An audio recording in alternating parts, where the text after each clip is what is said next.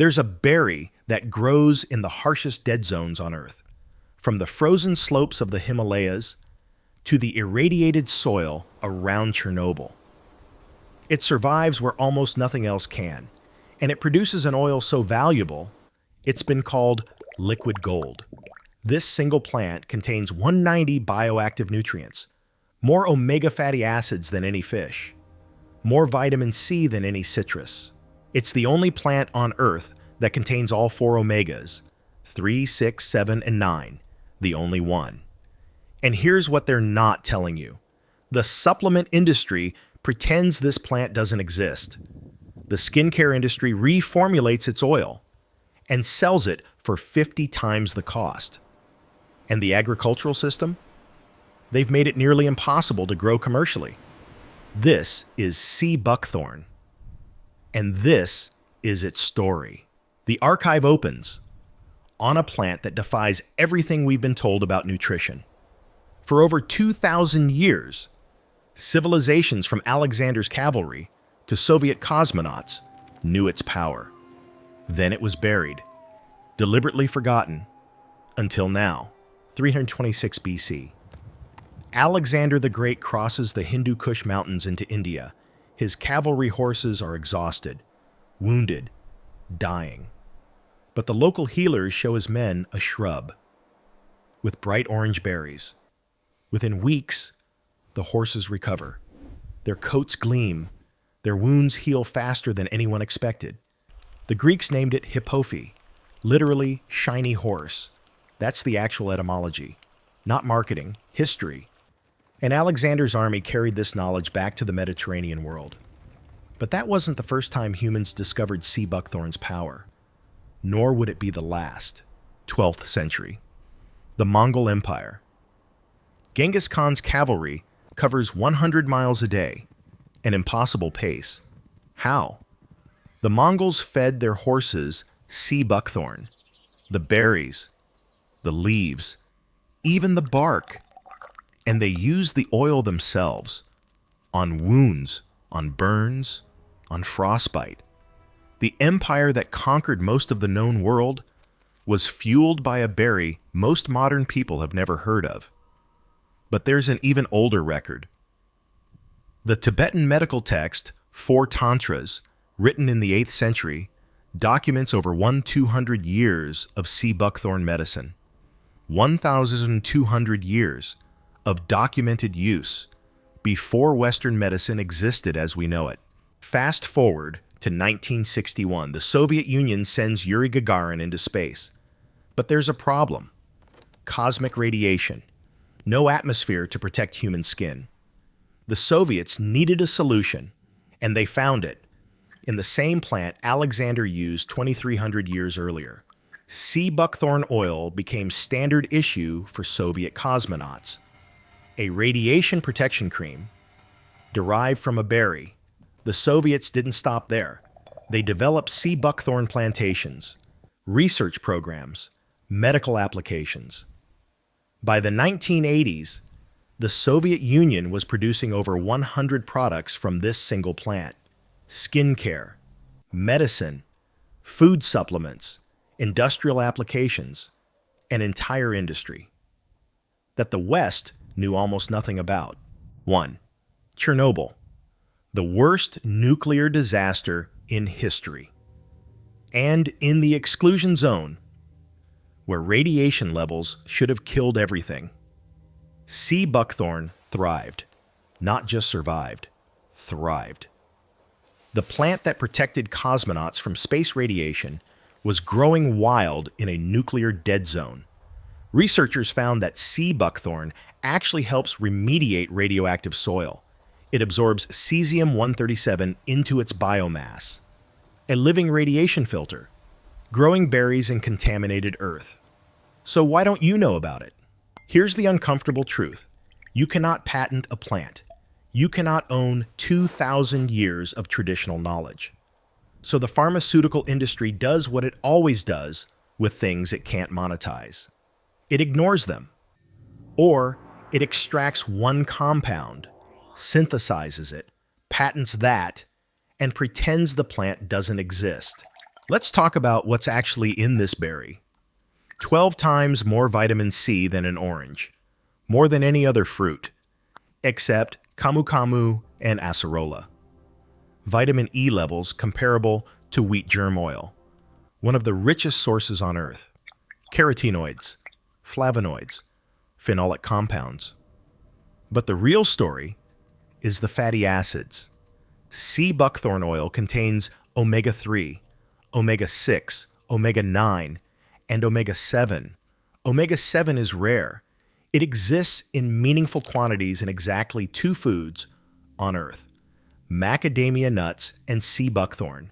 And sea buckthorn has more, much more. The berry oil can contain up to 40% palmitoleic acid. That's omega-7. For comparison, macadamia nuts contain about 17%. Why does omega-7 matter? Because it's the fatty acid your mucous membranes are made of, your digestive tract, your vaginal tissue, your tear ducts, every surface in your body that needs to stay moist and protected. Studies show omega-7 improves insulin sensitivity, reduces C-reactive protein, a key marker of inflammation. A 2014 study in the Journal of Clinical Lipidology found that palmitoleic acid supplementation reduced LDL cholesterol and triglycerides. But perhaps, most importantly for many people, omega-7 addresses vaginal dryness, a problem that affects up to 50% of postmenopausal women. The pharmaceutical solution? Hormone replacement therapy, with documented cancer risks. The sea buckthorn solution? A berry oil humans have used for 2,000 years, with zero documented serious side effects. But there's no patent in a berry, so good luck hearing about it from your doctor. The University of Turku in Finland conducted a double-blind, placebo-controlled study on sea buckthorn oil for vaginal atrophy. The results? 49% improvement in vaginal hydration. Significant reduction in symptoms from a berry.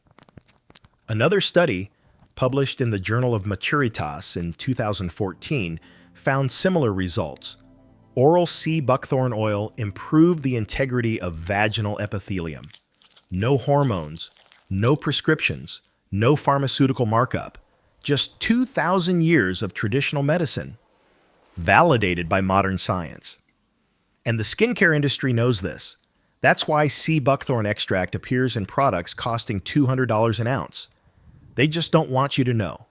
You could grow it yourself. There's a gardener in Vermont who's been growing sea buckthorn for 15 years. She makes her own oil, uses it on everything. She calls it the plant that saved my skin.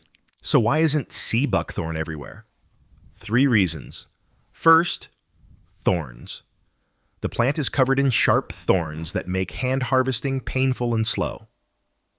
Second, the berries are small, soft, and burst easily. Mechanical harvesting destroys them.